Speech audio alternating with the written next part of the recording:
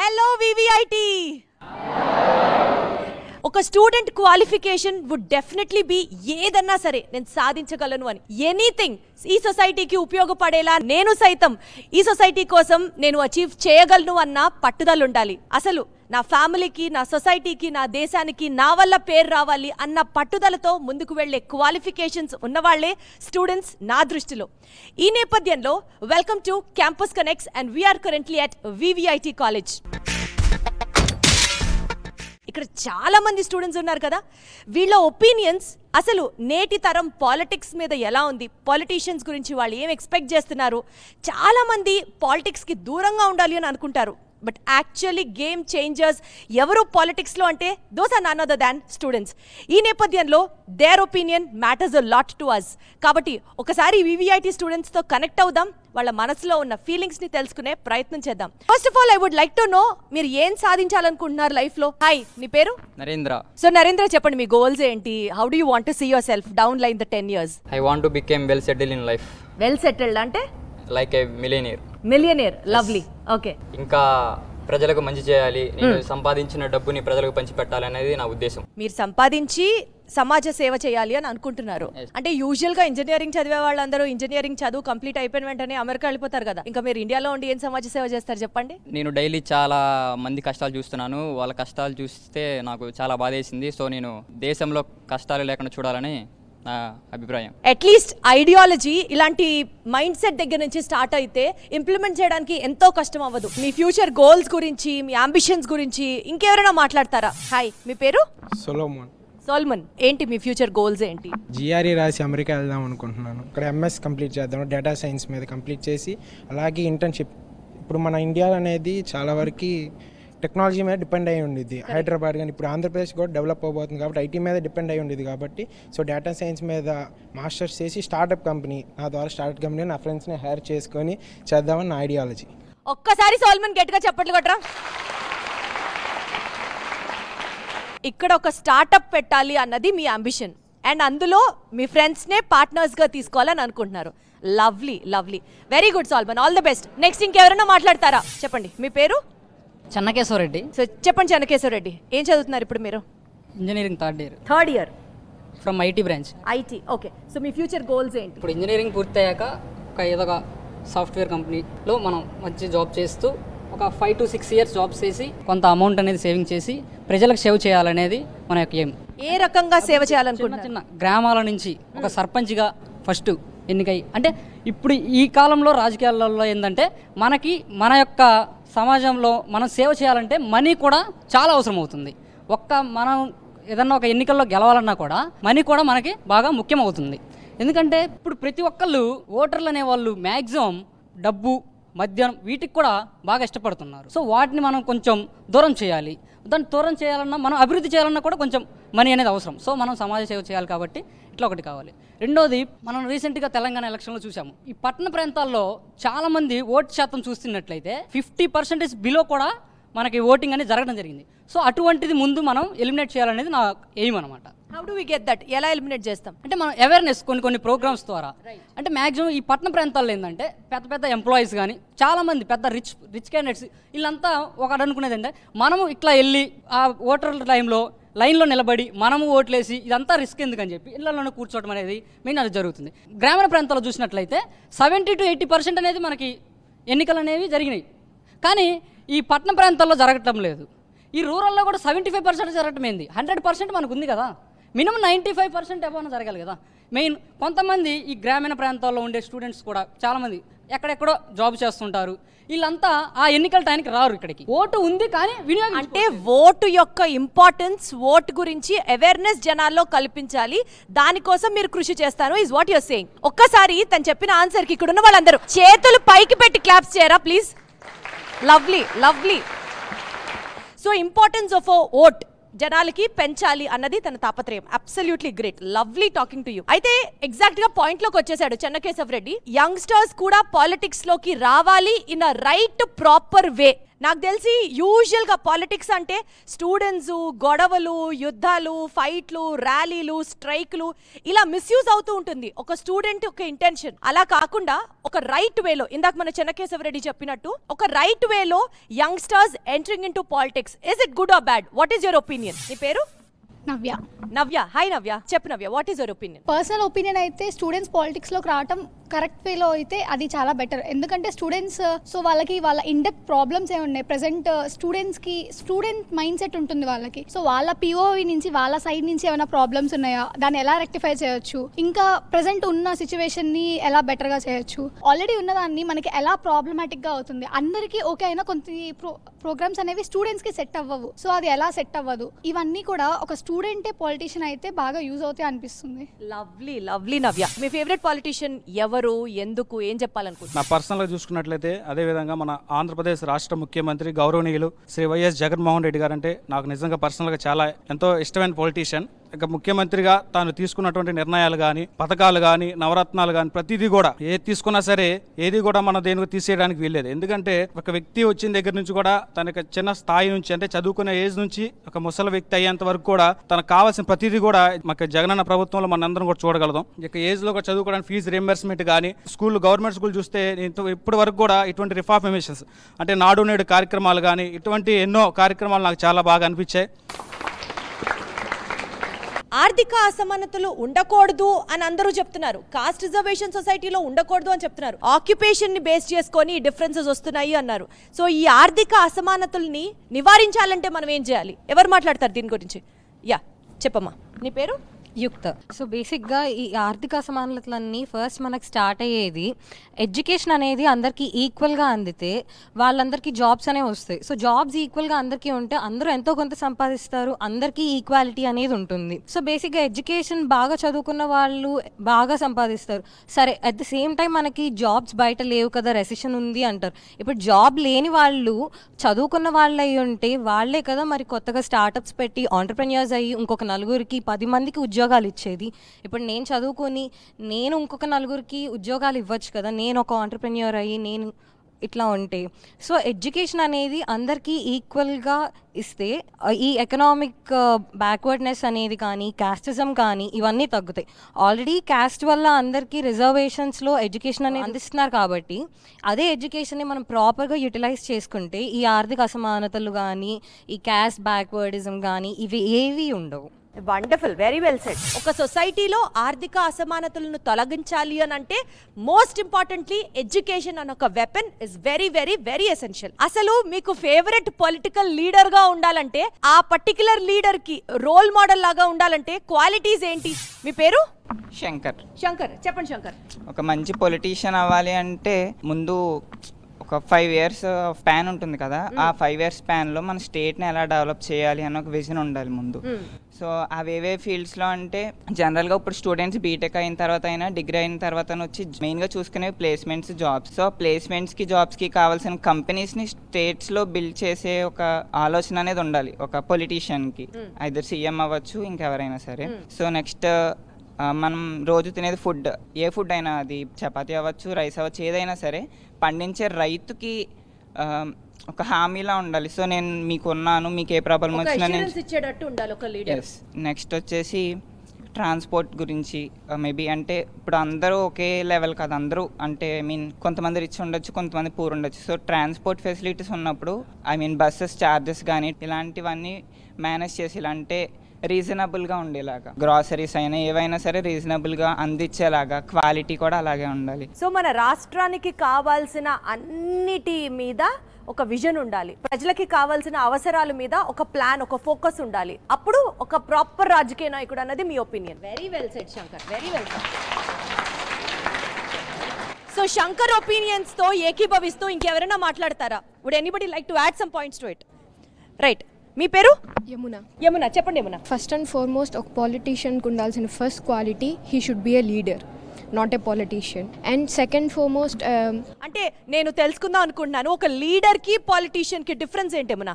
ఒక లీడర్ తనకి ఏదైనా సక్సెస్ వస్తే క్రెడిట్ అంతా తన టీంకి ఇవ్వాలి, ఫెయిల్యూర్ వస్తే ఆ క్రెడిట్ని ఫస్ట్ తను తీసుకో. ఒక్కసారి యమున చప్పట్లు కొట్టరా అందరూ.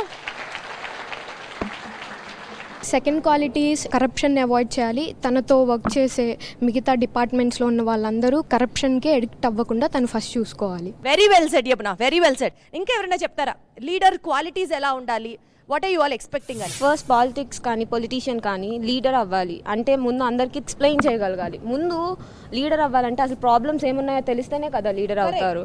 సో ఒక పర్సన్ అన్ని ప్రాబ్లమ్స్ తెలుసుకొని వాటిని ఎలా సాల్వ్ చేయాలి అని తెలుసుకున్నాక పాలిటిక్స్లోకి రావాలి. సో ముందు ప్రాబ్లమ్స్ తెలియకుండా అసలు ముందు క్వశ్చన్ ఉంటేనే కదా ఆన్సర్ ఉండేది. విజన్ ఉన్న వాళ్ళు పాలిటిక్స్లోకి వస్తే it helps lot. Absolutely.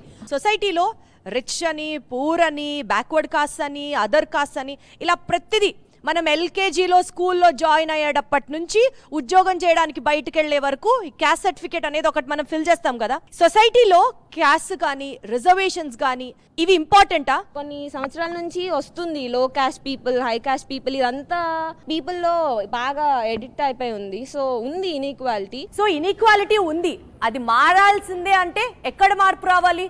It should all happen in the mind set of the people. అదే నువ్వు చెప్పదలుచుకుంటున్నావు. ఎందుకు నిజంగా సొసైటీలో ఇన్ఈక్వాలిటీని కట్ చేయలేకపోతున్నాం? ఎవరు చెప్తారు? ఈ క్యాస్ట్ సిస్టమ్ అనేది వెనకబడిన వర్గాల నుంచి వచ్చిన రాజకీయ నాయకులు రావడం వల్ల అబాలిష్ అవ్వదు.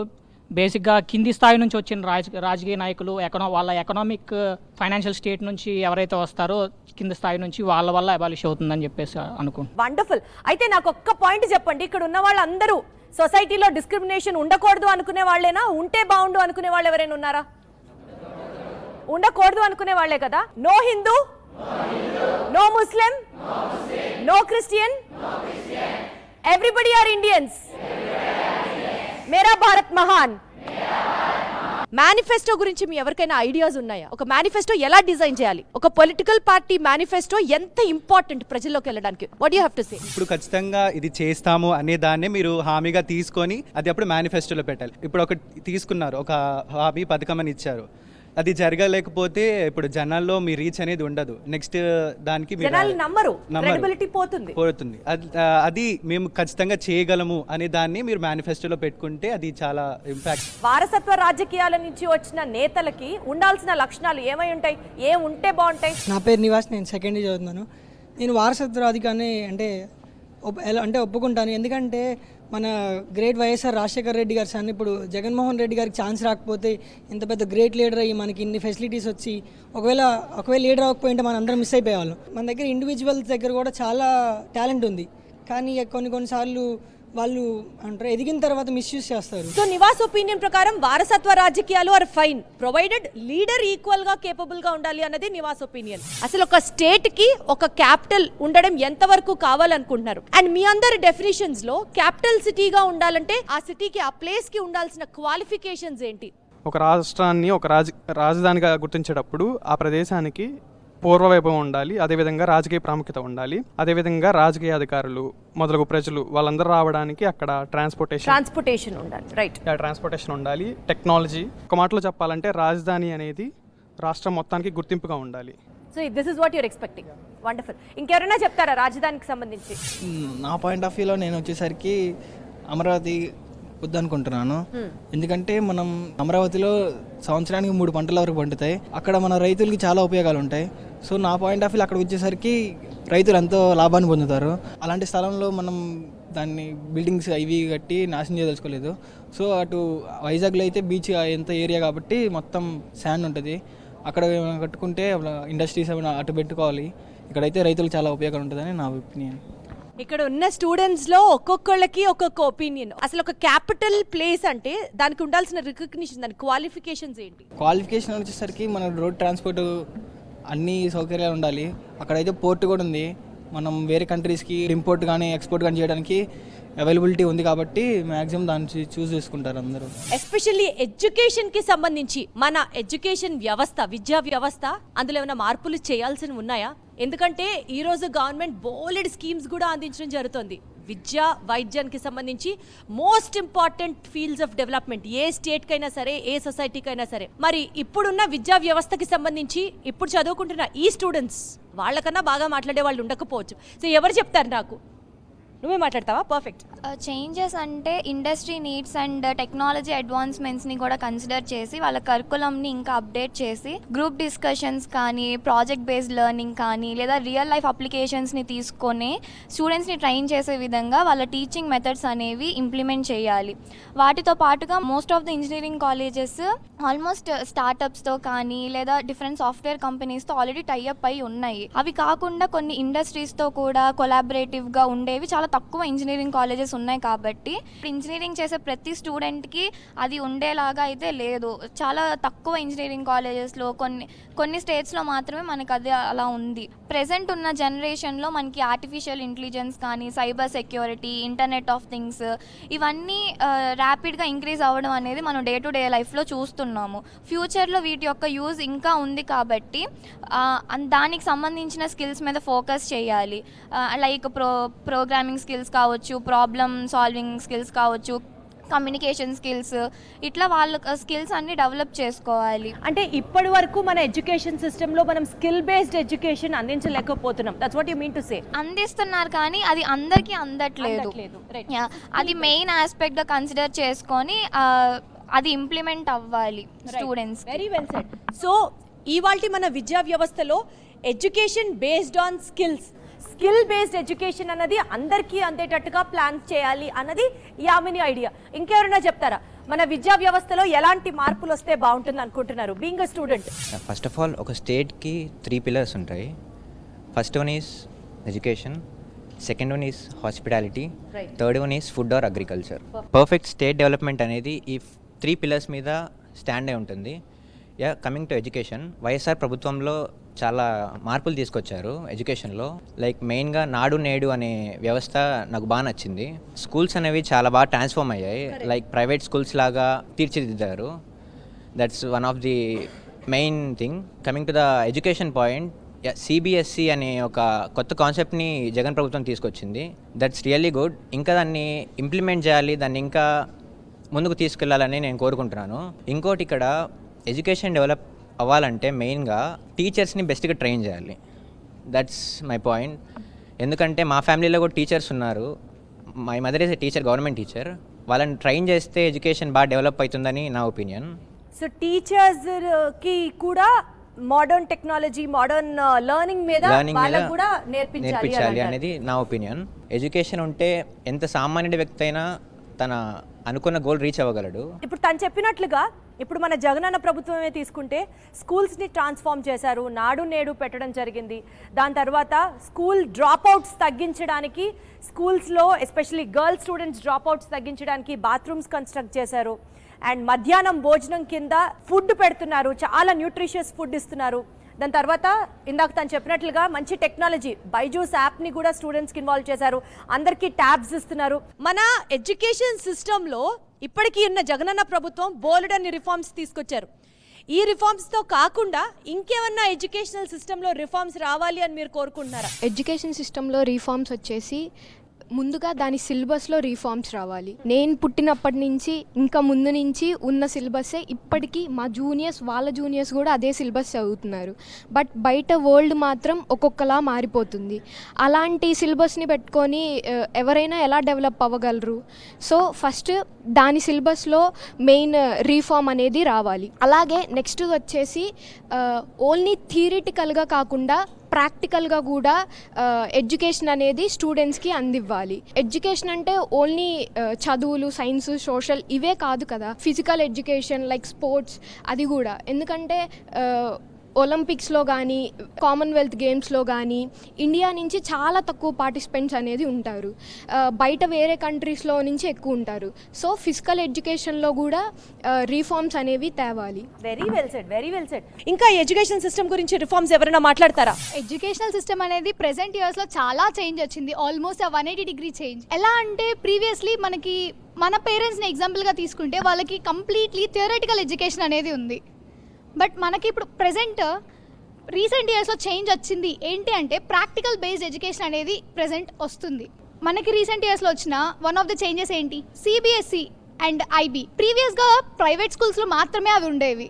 బట్ ఇప్పుడు గవర్నమెంట్స్లో స్కూల్స్లో కూడా అది ఇంప్లిమెంట్ చేయడం వల్ల ఎకనామికల్గా బ్యాక్వర్డ్ ఉన్న వాళ్ళు కూడా దాన్ని యాక్సెస్ చేయగలుగుతున్నారు. ప్రీవియస్గా ఓన్లీ స్టడీ అని చెప్పేవాళ్ళు. బట్ ఇప్పుడు ప్రెసెంట్ ఉన్న ఎడ్యుకేషనల్ సిస్టమ్ స్టడీతో పాటు స్పోర్ట్స్ మీద, ఎక్స్ట్రా కరికులర్ యాక్టివిటీస్ మీద కూడా కాన్సన్ట్రేట్ చేస్తున్నారు.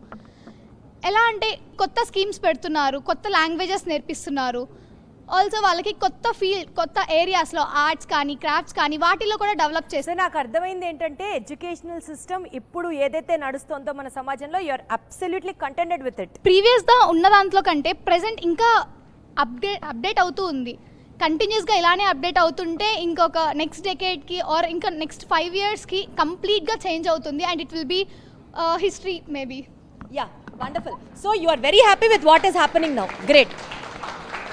సో ఇంటిగ్రేటెడ్ డెవలప్మెంట్ గురించి ఏం చెప్తారు? బేసికల్లీ ఇంటిగ్రేటెడ్ డెవలప్మెంట్ అంటే దాని కింద వచ్చే టాపిక్స్ ఏంటంటే జాబ్స్ ఒకటి, education, health care and social welfare schemes. So ఈ ఇంటిగ్రేటెడ్ డెవలప్మెంట్ అనేది మనం ఎలా తీసుకుంటామంటే both money making and both అంటే ఎలా అంటే ప్రజలు కూడా అభివృద్ధి చెందేలాగా. సో ఫర్ ఎగ్జాంపుల్ మనం ఒక కేక్ తీసుకుందాం, ఒక పెద్ద కేక్ ఉంది. ఆ కేక్ని మనం మన ఫ్రెండ్స్తో షేర్ చేసుకోవాలి, అలానే మనం కూడా తర్వాత ఆ కేక్ని ఎంజాయ్ చేయాలి. అలా సపోజ్ ఒక ఊరినే తీసుకున్నాం అనుకోండి, ఆ ఊర్లో రోడ్లు వేసి ఆ ఊరిలో ఉన్న ఇన్ఫ్రాస్ట్రక్చర్ అనేది డెవలప్ చేస్తే ఆ ఊరికి ఎన్నో కంపెనీస్ వస్తాయి. అలానే అక్కడ ఎడ్యుకేషన్ సిస్టమ్, అక్కడ ఉన్న స్టూడెంట్స్కి కానీ ఇంకా అదర్ పీపుల్ ఉంటారు కదా, వాళ్ళకి స్కిల్ బేస్డ్ ట్రైనింగ్ అవన్నీ ఇస్తే వాళ్ళు కూడా అక్కడికి వచ్చే కంపెనీస్లో ఇన్వాల్వ్ అయ్యి ఆ కంపెనీస్ డెవలప్ అవుతాయి, అలాగే ఆ విలేజ్ అనేది డెవలప్ అవుతుంది, అలానే both people and the village రెండు డెవలప్ అవుతుంది, మనీ కూడా వస్తాయి. సో ఇంటిగ్రేటెడ్ డెవలప్మెంట్ అనేది ఇదే అనమాట, both money making and profit by people. అయితే ఇంతమంది మిక్స్డ్ ఒపీనియన్స్ తీసుకున్న తర్వాత చాలా క్లియర్గా నాకు అర్థమైంది ఏంటంటే ఇక్కడున్న స్టూడెంట్స్, వీళ్ళని స్టూడెంట్స్ అనడం కన్నా ప్రాబబుల్లీ ఓటర్స్ అని సంబోధించి మాట్లాడితే ఇంకా బాగుంటుందేమో. ప్రతి ఒక్కటి అవగాహన ఉన్న ఈ స్టూడెంట్స్ అనే ఓటర్లు ఈ రేపటి సమాజానికి సంబంధించిన భావి భారత కర్తలు చాలా బాగా మాట్లాడుతున్నారు అండ్ ఇదే awareness. So thank you so much VVIT, చాలా బాగా మాట్లాడారు ఒక్కొక్కళ్ళు. ఇది ఇవాల్టి campus connect with the young fiery minds of VVIT. చూస్తూనే ఉండండి లేటెస్ట్ అప్డేట్స్ కోసం సాక్షి టీవీ.